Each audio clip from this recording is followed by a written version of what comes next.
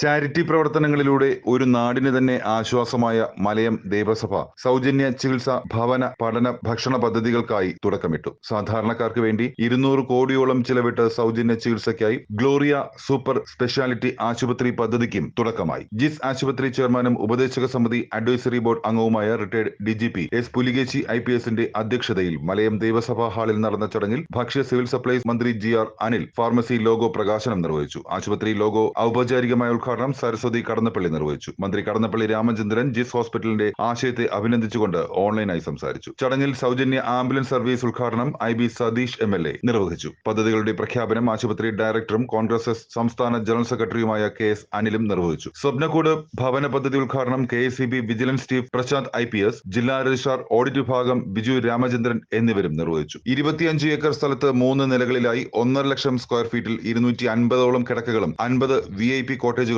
ഹെലിപാഡും ഉൾപ്പെടുന്ന പരിസ്ഥിതി സൗഹാർദ്ദ super speciality ആശുപത്രിയാണ് ജിസ്. ഇവിടെ mental health, sexual medicine, neuro science വിഭാഗങ്ങളിൽ പ്രത്യേക ചികിത്സ എന്നിവയും ഒരുക്കിയിട്ടുണ്ട്.